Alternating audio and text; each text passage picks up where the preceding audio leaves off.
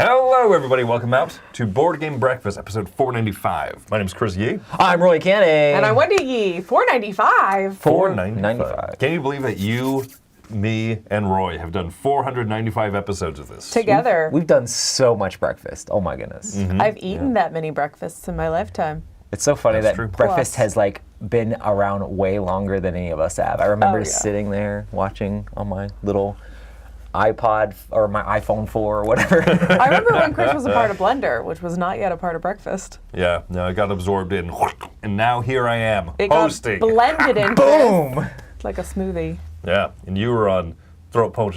I was on Blender and Throw Punch Lunch. I kind of migrated. It was a lot of contention, behind the scenes drama, but it's fine. Not really. Folks, we've got a good episode today. We'd like to thank our sponsor, Dice Tower West, which is just in a few weeks here. My goodness, I'm flying out in like 2 weeks. Yeah. I'm going to go see Vegas. Mike Heller called out. Have you been to Vegas before? That's a joke. Been there a time or two.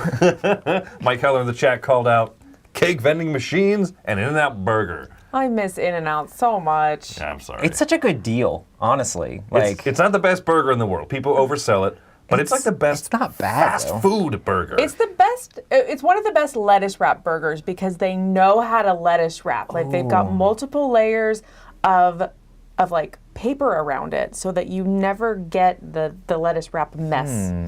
I mean, it still drips, but it's This not episode a big no longer mess. sponsored by Dice Tower West, but sponsored by In-N-Out Burger, Yes. home of the animal-style, monkey-style, monkey paw of doom French fries. Double. Now, seriously, folks, we hope to see you at Dice Tower West if you can be there. Let's go ahead and get this episode started.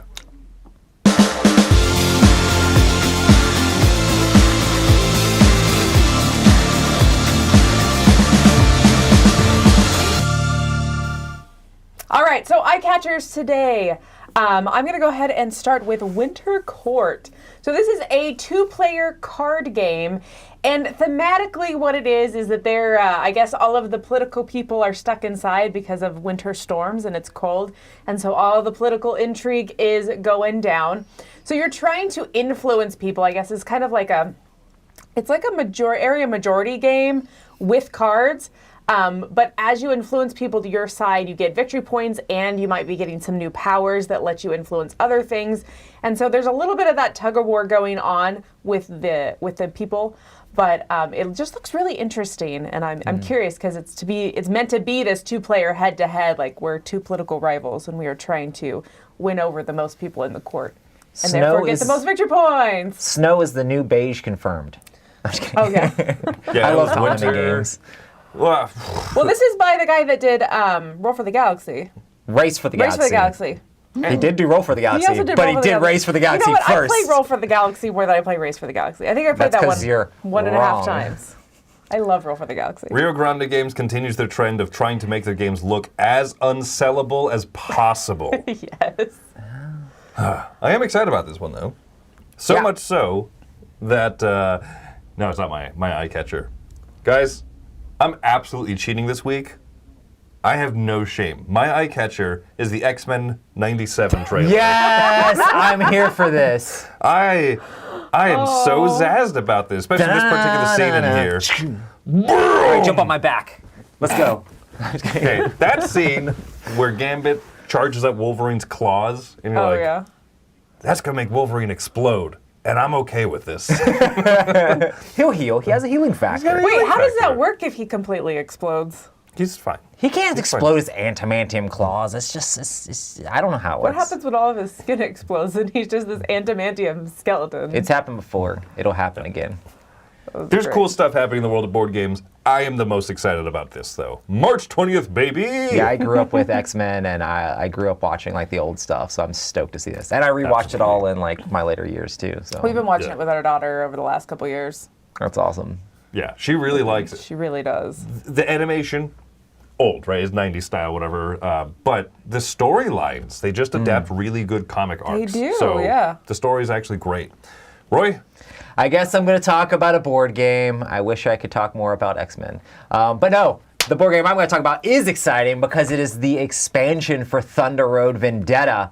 And one thing that particularly excited me is when I saw this picture, and it was like in an ad, like on Facebook or something like that, and then I couldn't find it again. I showed it to Chris, and then it was like missing for a while. Like, where's the circle picture? I can't find it again. Is this like arena style? Hey, that's very much what it looks like. It looks like you have the boards that drive in, and you all are like battling up against each other. I love Thunder Road Vendetta. It was one of my favorite games from last year. It's one of a lot of the people here's favorite games from last year.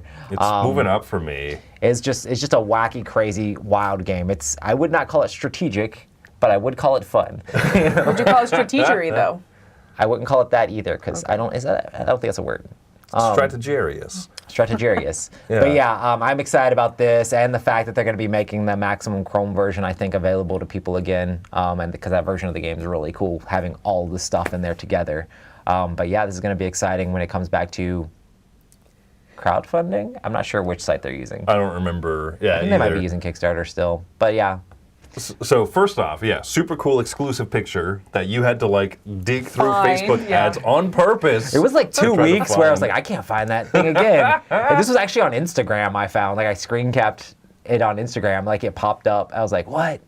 That's hilarious. Yeah. Well, so the other thing that excites me about this is that I was reading through some Board Game Geek forums and people were like, I'm a little bit bummed. Is this going to fit in the Maximum Chrome edition or not? And so Justin, president of Restoration Games, replied, and he's like, we knew that we had two approaches to take with this expansion. We could either make it a small, slight enough expansion that would fit in Maximum Chrome, or go way big. And we chose the latter. Yes! He's like, if there's no way it's going to fit in there, but it'll be a good companion piece next to your Maximum Chrome edition. Nice. I was like, sweet. I am excited about that. Kettlebell said that it's Kickstarter. Oh, sweet. Awesome. Okay, well, So yeah, they're going to be coming to Kickstarter. I'm excited to see more for Thunder Road. I'm curious how this dome will work when you start spinning out and hitting other things that spin out. Like, there's going to be this endless chain of just spinning. Excited. I mean, do you just get to choose like any hex forward? It'll be interesting to see how they do the mechanics of that because it looks very different than the regular game. And I wonder if people are going to like this mode or just continue to play the other mode, or if they're going to add more to both. It'll be interesting to see. They should have called this the bumper cars mode. Oh, it's true. It looks like a little bumper cars thing, right? Who is it in here? Ryan points out that purple is not a color in the base game. You can now play 5 players without having to play the motorcycles or the big rig, so that's cool. Yeah. Even though extremely high player count, Thunder Road is insane. It's doable. Anyway, You're not going to get off the first track. Everybody's just going to blow up. This game is insane anyways. So. Yeah, well, that's fine. I have a blast with it. I get blown up. I often lose, but I still have so much fun with it. So that is my my eye catcher for the week. Yours wins. No, X-Men wins. Sorry. Well, that can happen. Sorry, Justin. X-Men wins. All right, let's X-Men's move on to some awesome. contributors. Happy breakfast, everyone. This week I'm here to talk to you about Sea Salt and Paper. Yes, the game that's really got a lot of hype and buzz ever since pretty much like Gen Con earlier in the year. Now, this is a card game for 2 to 4 players, and it has a few rules to it, which adds the sea-ness depth, if you will. And it's got origami, which is where the paper part of the name comes from. You are effectively going to be trying to gain these cards for either abilities or set collection points, such as 2 boats. You can reveal them, play them down in front of you, and take another turn. Or maybe you play a shark and a swimmer and steal a card from another player. Now, it's never too much of any of these going on, because there's only a limited amount of each in the deck. And maybe this round I'm collecting penguins because I've got a few, and if you collect all of them, you're going to get loads of points. There's also a twist at the end of each round. Does someone just call the end of the round when they've got at least 7 points? Or does someone risk it and go, this is the last chance? They don't take a turn, but everyone else does. And if their score isn't beaten, they score some bonus points. Or, if they lose that sort of challenge, they only get the bonus points and not the ones that were on their cards. After round 1, bang, it all clicks. And yes, it makes sense and gives lots of opportunities and choices, important choices to the players around the table. Not just hype, hype, hype. It turned out to be really pretty good as well. That's sea salt and paper. And until next time, enjoy the rest of your breakfast with some sea salt on the top.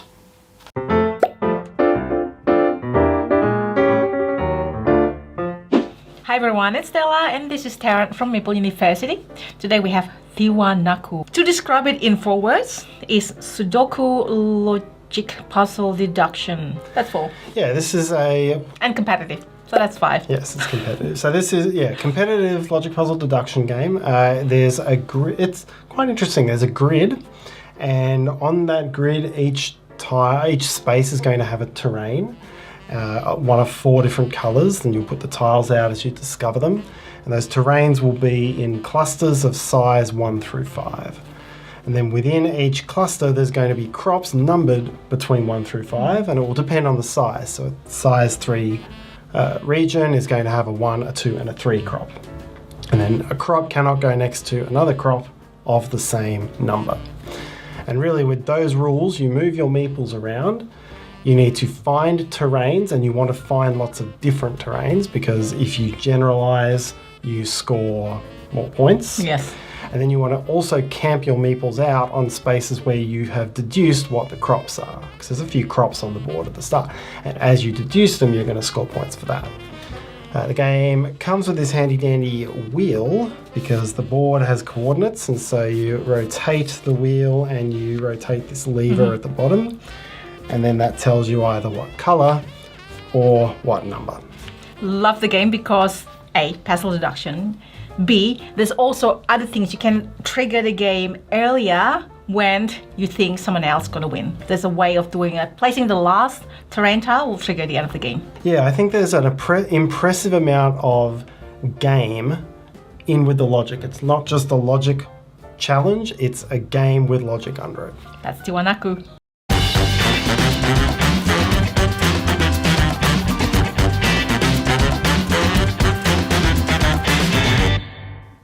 It is top 10 time. This week for the top 10 that we are doing is going to be super cool components in games. So we all went through and picked some games I want to know what game that turtle comes in. I love that he game. would be a pretty super cool component. Yeah, a sea would salt and be. paper. More plushies in games. I is was that like, what can you're we saying? make that plushie be a future year plushie? Oh my gosh, it's That would be adorable. so cute. Plushies in games would be kind of fun.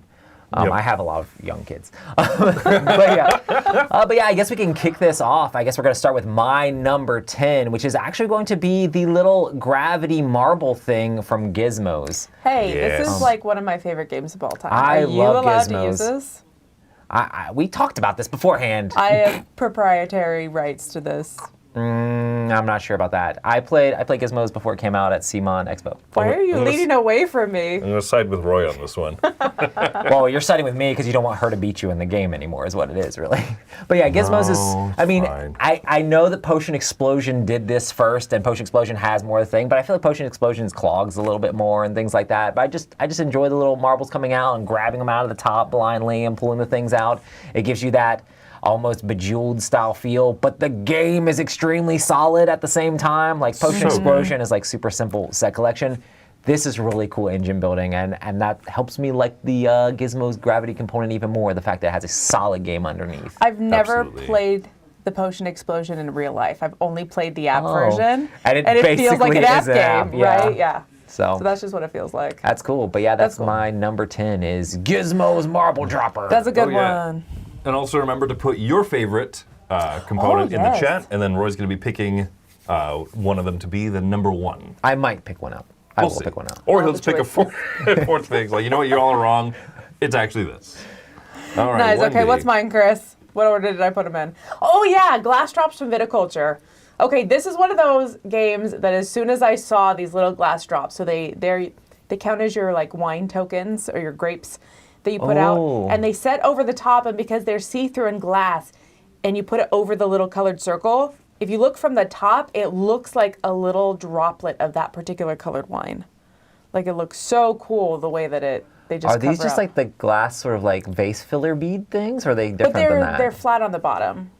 Aren't they all flat on the bottom? They're flat, but they're also very clear. Yeah, Like, they're they don't super have- clear. There used to be way more games that use this component, Yeah, but but I I don't love see it. them anymore. I kind of have a lot of nostalgia for those little glass beads because I used them a lot in the Lord of the Rings trading card game. Like, Oh, to okay, use that yeah. for tracking stuff. Yeah. But yeah, those But they beads are just cool. look so good on those little droplets. Like they're so thematic for being like a Euro game. That's cool. Got it. Number 8, I invoke Ra, Ra, Ra. I love on the recent printing, 25th century printing of Ra. The wooden components are super cool. The bidding tokens there are super nice. But that gigantic, like over the top, huge Ra. Would you call this a ropple? Oh. Like a meeple? Like a ropple? Yeah. Yeah. I It's would. a raw people? And I'm going to start calling that in front of Tom just to bother him. I know, that's why I said it. Yeah. Yeah, but yeah, just to invoke, boom! It feels so satisfying. All right, number Nice. 7, Roy. My number 7 is the island, the floating island, in one of my favorite games, Heroes of Land, Air, and Sea. I love playing this game 5 players with 4 players and then the floating island in the middle. And it's just the fact my that like you goodness. have this terrain that is like up off of the table and then you can actually like go up there. And it's kind of, one player starts up on there and you kind of are like worried about just being there because you're like, everybody's going to want to be on the island. They're all going to jump me. But maybe they'll forget about the fact that I'm like I don't know, like 8 inches, 6 inches above the table from everybody else. But yeah, it's just cool to have that 3D effect in a game. I mean, a lot of the other components are really cool in Heroes of Land, Air, and Sea, but having that floating island always makes everybody come by and stop and be like, what in the world is What this? is What's this, going right? on? And I just love the way that it makes the game look and how it adds that 3D presence to the actual board itself, you know? I just think of like the wild. things that work 3D and the things that don't. Didn't Burgle Brothers do a 3D thing for their second Bros. edition? 2, yeah. I And really it wanted wasn't as I good. really wanted to make an underground thing for this game, like to the point of like actually glue it under the table. messaging Gameland. It would be so funny to be like, okay, put it on the floor under the table. Oh, man, it would be I'd actually hilarious. kick it all I mean, the you time. normally put it beside, but if you Yeah. really want to be super thematic, be like, okay, we're gonna put it under the table. The Moles, goblins are down baby. there. There's a ton of like races in this game that would make perfect sense to be underground as well. Oh, yeah. And the game I grew up playing, Age of Wonders, had like a whole underground level as well. So I would love to have something like that in this. But yes, 3D Doesn't islands. Castles of Mad Zel- King Ludwig also have an underground level? Zelda's Tears of the Kingdom. Tears of the Kingdom. Here's the kingdom and up. Oh. All right, Light Wendy. Roots, baby. Wendy, you're number 6. All right, my number 6 is the cool clear cards from Canvas. This is a good one. Yeah, I like these because I like the idea of clear cards where whatever's printed will cover up previous stuff. And so it creates an interesting mechanic at the bottom, but I just really love the pictures on the top. Being able to put like, you got fire raining down on this pretty little flower and you're like, this is like burning whimsy, you know? Like it just creates such fun names and I think that looks so cool. Burning Whimsy. Yes. Canvas told John DeClaire, hold my beer and watch this. We're going to put art on these cards and put it together. I love the combined art. Oh, I forgot really quick. What'd you forget? Joeri in the chat says the Ticket to Ride Legacy secret component.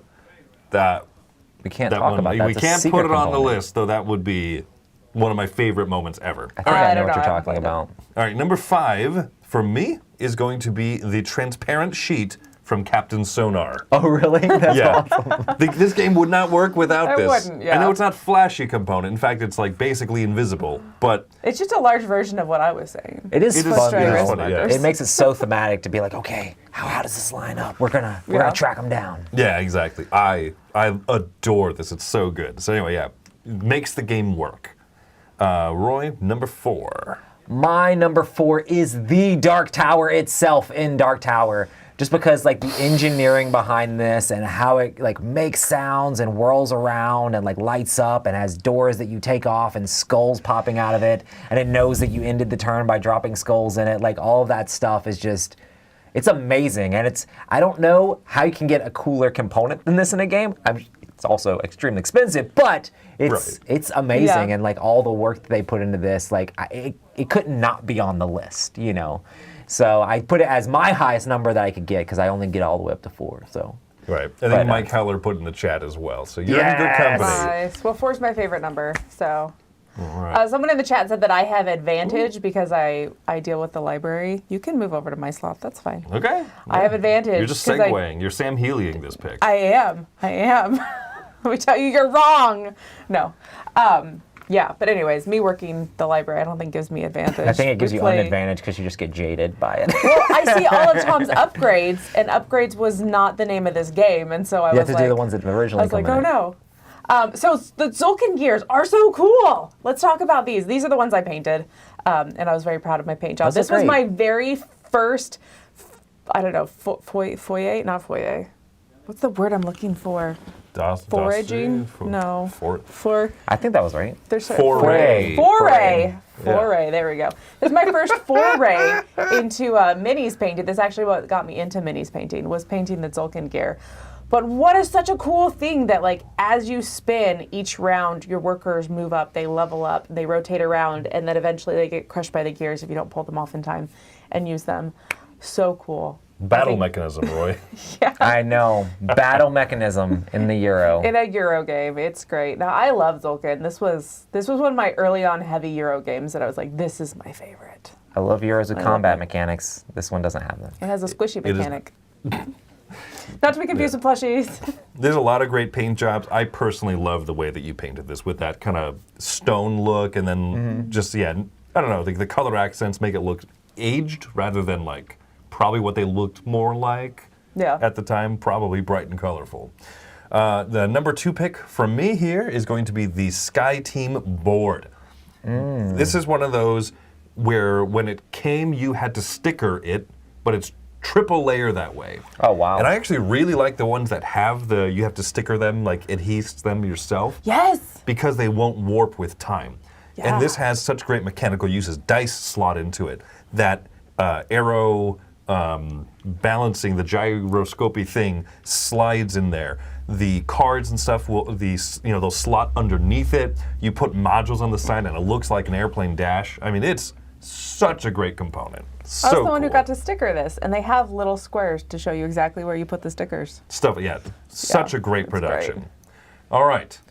All right, so for People's the choice number number one one. here, I'm going to go with Richards here. The giant Galactus from Marvel Zombicide. We didn't have any miniatures on here. This is not a miniature at all, but This is mostly Marvel United. Marvel to be clear. United. Oh, Marvel United coming up. Oh, he's talking about the giant Galactus from Zombicide, though. That's the one that actually came out. Like the one that you painted, Roy? Yes, the giant one that I painted. I So was I painted afraid this to thing paint up. that. It was huge, and it's so funny because like I don't paint a lot of things for the Dice Tower Library, but Tom has me paint the giant things. Yeah, I won't touch the giant things because I fear them. Well, you have to do a lot of spray painting first, which kind Exactly. of makes it a lot easier, and a lot of dry brushing, which is easy, you know. But it's so funny because this giant Galactus has all these wires coming out of the bottom, and I spent a bunch of time doing all the wires. Then we put it on a shelf up high, and you can't see any of that.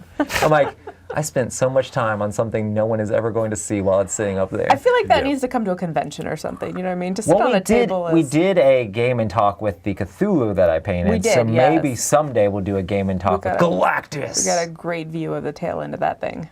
Yeah. That we did. But yeah, so Giant Galactus is pick for number one. pick. Crazy, crazy cool components.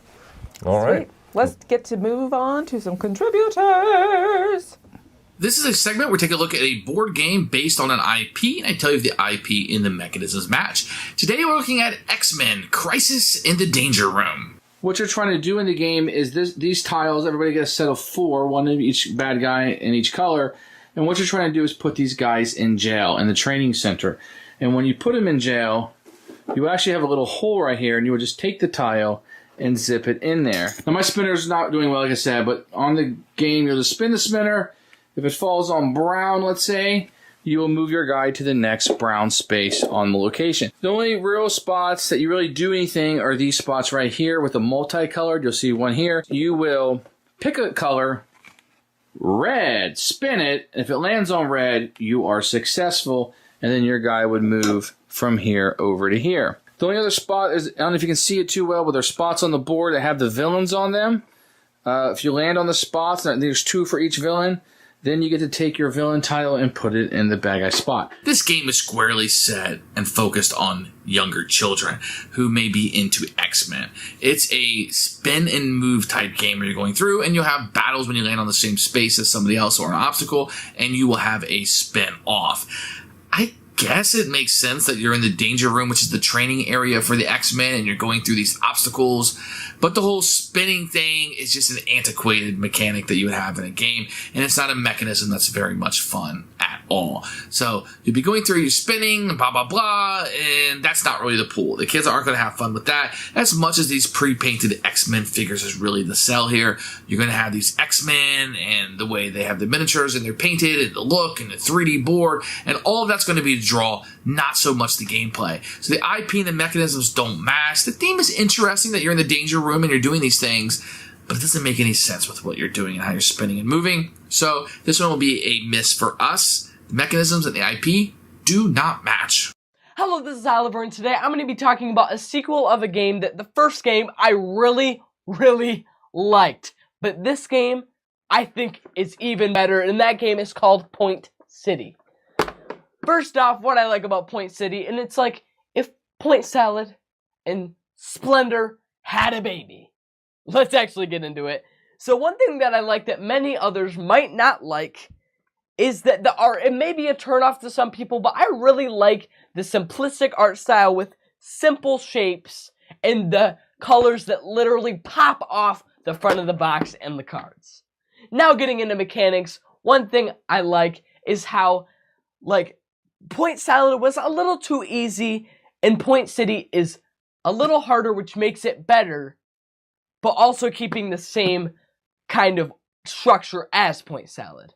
So the things that make it similar is the turns are still just as quick, the art is the same, you're still using point modifiers, and things like that. But what makes it different, which I like, is how when you're pulling cards, they have to be right next to each other. When you're getting cards in Point Salad, you can pull them from all the way across the board, but they have to be right next to each other. And also, you have to buy the cards in Point City. You can just pull the cards up in Point Salad, but you have to be able to buy the cards, which I think adds some well-needed strategy. And another thing that I like, which might seem kind of crazy to you guys, is as the game goes, the cards progress. The buildings get a little harder to buy, which might seem daunting, but in turn, you get even better resources. And that's my take on Point City. Have a great breakfast. Bye.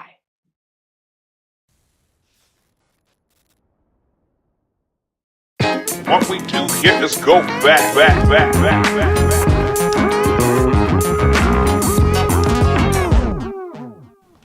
Going back to our old school game for today, which is actually shocking because I didn't realize how old school this game was. This is Beat the 8 Ball. Neither did I until I was looking it up just last week, and I was like, really?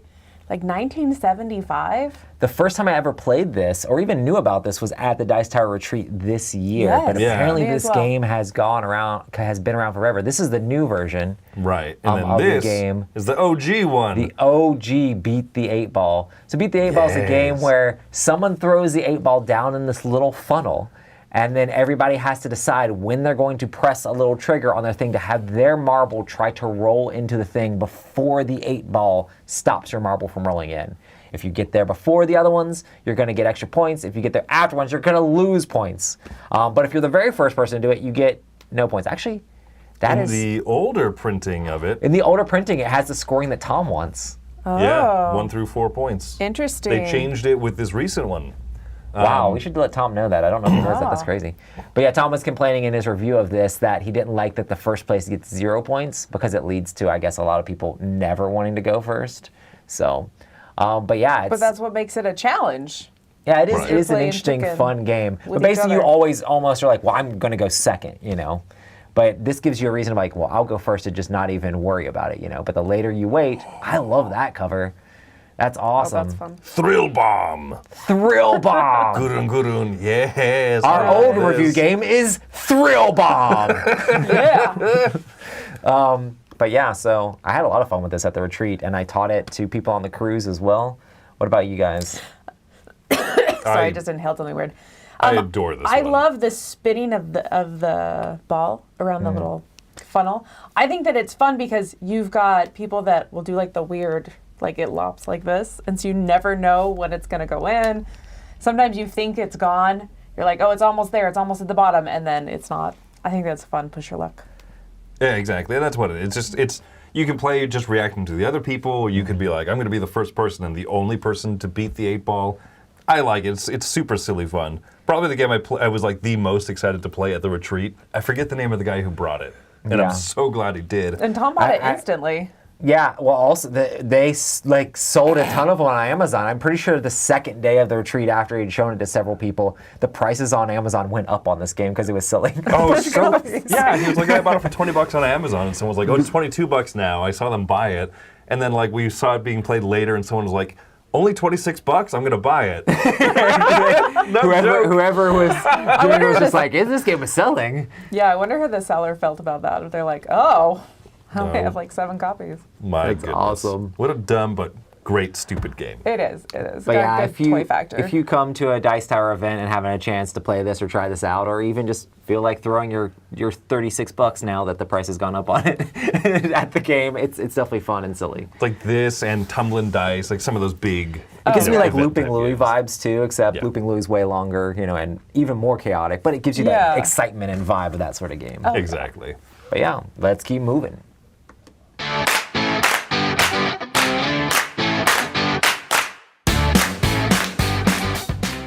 Hey, I'm Jordan. Let's talk about a weeknight game.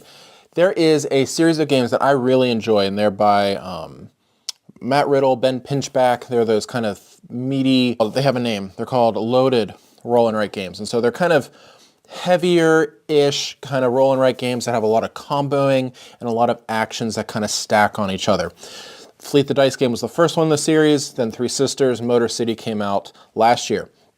The newest one just delivered on Kickstarter, and I really enjoy it. This is French Quarter. French Quarter is, I would say, the latest game in this series so far. And this has some comboing, but it feels like it has less comboing than before. But it's going to give you a whole bunch of actions to do on your turns. You're going to have these dice, you roll the dice out, and they're going to correspond with these different action cards. And each round you're going to draft these cards, drop the dice off the cards, and then you take the actions that are printed on the card. This one has it has the tracks and has things that you're upgrading throughout the whole game like most of the other games in the series, but this one has a spatial board to it. And so you're moving through the city of New Orleans, and you are getting into trouble, or you're just kind of seeing the sights and doing fun stuff over there. But as you're visiting these buildings, you have to do so in a way that the numbers on the buildings are kind of adjacent to each other, or like one up or one down kind of thing. So if you have a 4, you can put a 4 next to it, or you can put a 5 or a 3 next to it, that kind of thing. It really tightens up that spatial aspect of it and really kind of creates some sort of interesting logistics puzzle as you're trying to move around here, but also balance trying to move up these tracks as well. I enjoy this one a lot. I think Three Sisters is still my favorite in the series, but French Quarter, lighter than the others, but still fantastic. There you go. I'm Jordan. Thanks. Hello everyone and welcome. I'm here with some more board game statistics. We're going to continue the game of higher and lower that we did last time. So I'm going to ask you to play along. So we have games released in 2023 with different categories. For instance, solo-only games was 280 games. But what about abstract strategy games? Do you think that amount is higher or lower? So you can tally your score. We get 3 questions and you can post in the comments below. So you got 5 seconds on the clock. What do you think?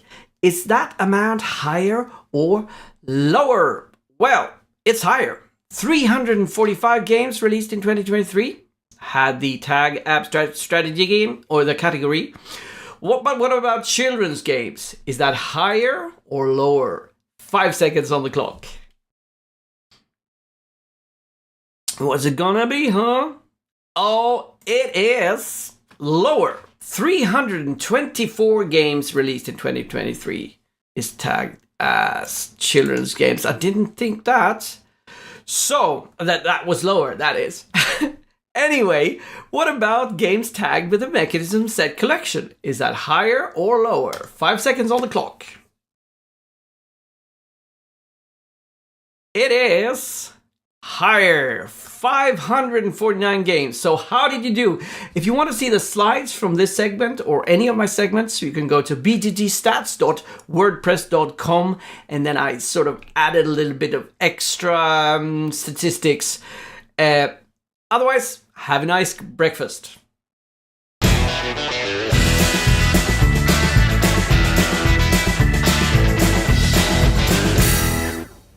Well, so people have pointed out the theme of this week's episode seems to be X-Men. We've also had multiple shout-outs to Restoration Games. So let's continue this trend by checking in with our mailman, Cyclops. Hi, this is Justin Jacobson. I'm the board game necromancer, a title bestowed upon me by Dice Tower's own Roy Kennedy.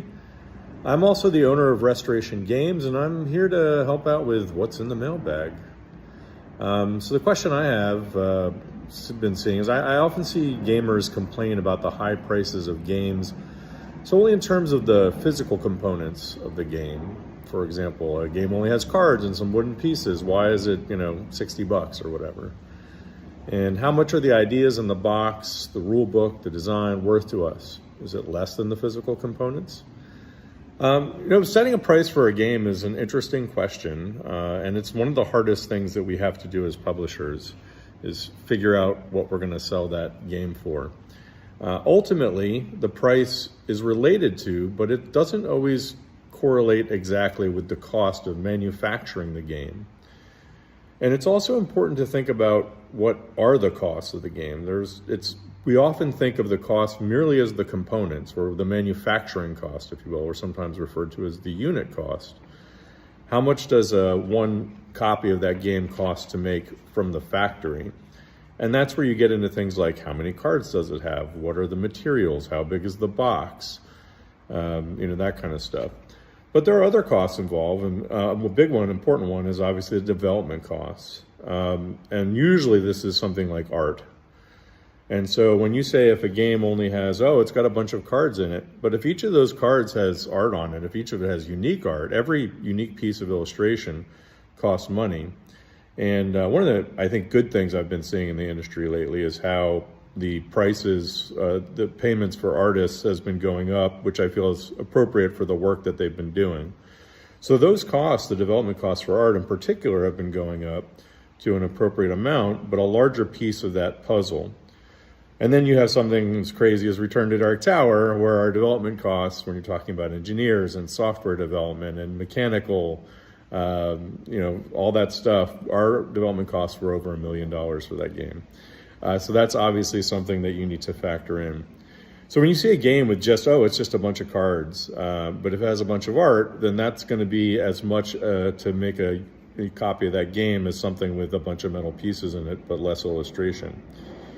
So one of the other things I should mention, and some of you probably have heard this elsewhere, it's sort of a good rule of thumb in the industry, is the 6 times rule, which is basically that your sale price, your MSRP, manufacturer's suggested retail price, should be about 6 times the unit cost. And that's a good starting point. So that's something we look at. It's like a good gauge. It's not the be-all, end-all. It's not a hard and fast rule, but it's something we look at to say, hey, are these numbers in line? And that's something we look at when we're trying to set that price. But ultimately, the price for the game that we set has to meet the customer. The game has to meet the customer.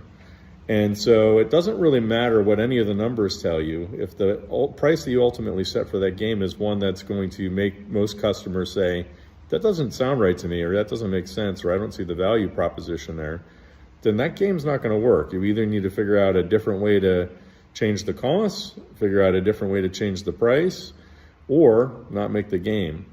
Sometimes something like Kickstarter can be a big help that way. You can do certain things in a game where you're getting more of that price because you're essentially selling direct than if you're selling through distribution, whereas the publisher, you're getting a much smaller piece of that actual sale price. So there are a lot of factors that go into setting the price. It's not just what's in the box. And as I said, it's one of the hardest things we can do, and it can make or break a company, it can make or break a game. So I hope that helped, and I'll see you next time. I really like that discussion. I mean, I learned a lot from it. I mean, the fact that Dark Tower cost $1 million That is to insane. develop. That's amazing. Yeah. I mean, it's funny because you played it, I think, or you at least saw it at different iterations of the tower. Yeah, I played it when he was kind of like going off of a script of kind of like trying to just work out the mechanics of the game without actually having a physical tower ready yet. So I remember like him being like, okay, this is going to be kind of UI. And I think he had like a teeny like rough version of an app thing, but it's almost like we were flipping cards for the app sort of stuff. So and they had to do so much development and make it so much, like it was a million times better. So you know they did so much work to like make that perfect. You know? And it's so seamless when you're actually playing the game now. Right. Like you're like, I've picked this card, this card, this card. It flips it over. It does it all for you. Yeah. Right. Well, and just physically, it'll automatically rotate. It knows how to rotate the exact right amount so that things don't get misaligned. Yeah. That's like super impressive. But then you also look at stuff that Restoration publishes like Unmatched, which is mostly a deck of cards in one little miniature. Right. But there's so much time and development behind it. And the art. IP costs. IP Right, costs. IP costs a lot as well. Yeah. And there's stuff too of like, if you're making components that are very common in games, it's a lot easier because you don't have to do as much development costs. You don't have to do as much back and forth when you manufacture. I mean, even things like, we're going to make a game with 3D planets. Okay, well, all the development costs of like making sure the resin's poured just right and making sure the colors are just right with all this stuff. And okay, we want this and not that and that, not this. I have a giant box of like dud planets that didn't end up getting put into Last Light. And a lot of that stuff is development costs, and like, if you just have meeples and you have little dice and little cubes, it's pretty easy because manufacturers are going to know what to do with that stuff. Right. But if you're thinking outside of the normal board game box and trying to make your game have a different spin on it, it's going to be a little bit more expensive, Yeah.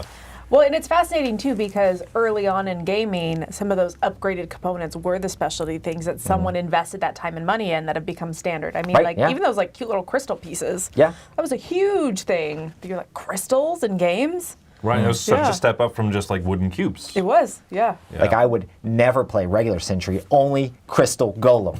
I'm just kidding. I have regular Sentry. It is funny that like at this point, the things that used to be like, oh, that's really nice, are becoming the things that Tom upgrades from in the Dice Tower library. He's like, these are cute, but I got like these extra metal, like really fancy, pieces. It is and funny that the compasses in Arnak have been upgraded like 4 times, different levels, and I was like, oh my goodness, at some point we just need to stop. Every time somebody comes out with a slightly better component, Tom's like, on it. Yeah. I do really like the crux of the question, though. The crux being, do we, generally speaking as consumers, undervalue the ideas that go into the box more than the physical stuff? And I absolutely think so. Oh, I mean, yeah. Oh, yeah. yeah, because it's hard. You can see the physical stuff. You can touch the cards. You can play with the minis, admire the Dark Tower spinning and spitting out cubes. But you don't see like the year plus that Isaac Childress worked on Dark Tower alongside Rob Davio and Justin Jacobson and the other design huge. team. Oh, yeah. You don't see the app development team. You don't Right. see all of this stuff, and even in games that are less physically impressive. Just the fact that, like the Winter Court game is hopefully going to be a balanced game with hopefully a decent rule book. Right.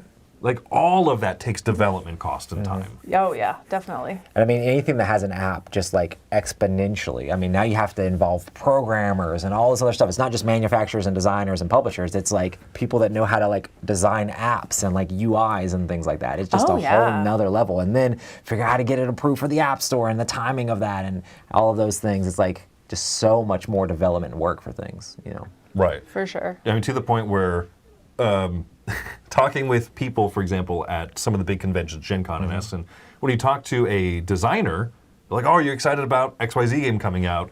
And they kind of have to pretend to be excited about it because they have development going on for like 3 other games that they care about more right now.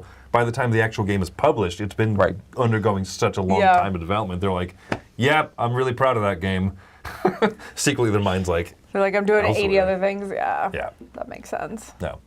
All right. Well, thank you, Justin, president of Restoration Games and Board Game Necromancer. Board Game Necromancer, bringing games back to life. It's so cool when a dumb, like, little joke like that becomes Sticks someone's around. official job title. I Right? like that he like shouted that out. That was for my podcast, like I don't know, like 6, 7, 8 years ago. It was a long time ago. Right. So yeah. All right, folks. Well, it's been a great X-Men episode and apparently Restoration Games episode of Board Game Breakfast. Make sure to go check out DicetowerWest.com if you'd like to join us there for that convention. And we have a few live plays this week. We've got all of our live shows, a top 10 list. A live play immediately after this. Yep, We're going in to be fact. playing Dante's Inferno. Or is it This one is called Inferno. Inferno. Inferno itself. Come check that out immediately after this. So if you're on the stream, make sure to jump over to that stream right after That's this. right. Yep, we'll be there at 10 o'clock. So we gotta book it. Let's get to the Blackbird. Take care, everybody. I'm Chris Yee. I'm Roy Kennedy. That was my runaway sign. I'm Wendy. Bye. See you in hell.